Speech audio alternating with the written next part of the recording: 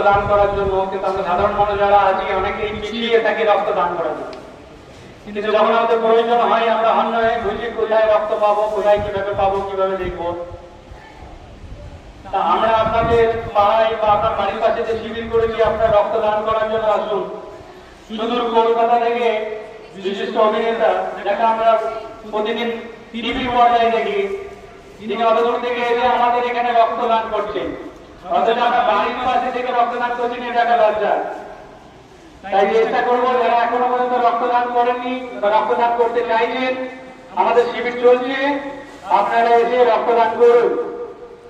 আর আমাদের মধ্যে অভিনেতা শফিক চক্রবর্তী এসছেন, ওনাকে অনেক ধন্যবাদ।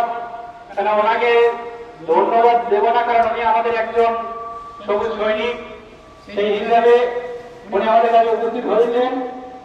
তাই ওনাকে আমি এখন একটু কিছু বলার জন্য বলবো, যাতে মানুষ উৎসাহিত হয় রক্তদান করতে এবং যারা এগিয়ে আসে, মানে শুধুমাত্র প্রয়োজনের সময় রক্ত না করে, যা মানুষের প্রয়োজন হওয়ার আগে যারা রক্তদান করে তারাই আসল রক্তদাতা, তারাই হচ্ছে জীবনদাতা। তা আমি সবিতাকে দিচ্ছি ওনাকে কিছু বলার জন্য। নমস্কার, আশা করি সবাই ভালো আছেন।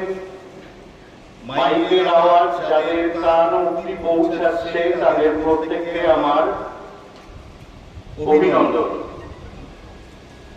আজ আমরা বলছিলেন রক্তদান করুন, রক্তদান জীবনদান। রক্ত দিলে শরীর মন ভালো থাকে। নিজেরা রক্ত দিন এবং অন্যকে রক্তদান করতে উৎসাহ দিন। আর মনে রাখবেন, উপহারের বিনিময়ে রক্তদান নয়, রক্তদান জীবনের বিনিময়। আমি একটু সেফটি সেবার সম্পর্কে বলি। বিগত প্রায় 1 বছর ধরে সেফটি সেবার এবং আমি যৌথভাবে অনেক অনুষ্ঠানের মধ্যে অংশগ্রহণ করেছি। তো যে হাত 1 বছর আমি আগে ধরেছিলাম, সেই হাতটা ছেড়ে দেওয়ার কোনো কারণ একটি গোটা বছর পার হয়ে গেল আমি খুঁজে পাইনি।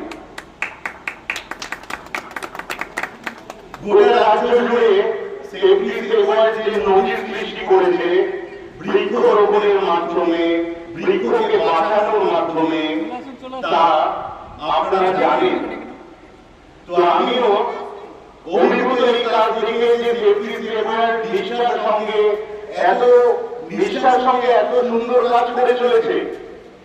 তারা শুধু গাছ রোপণ করে ক্ষান্ত যান না, তারা সেই বৃক্ষটাকে বড়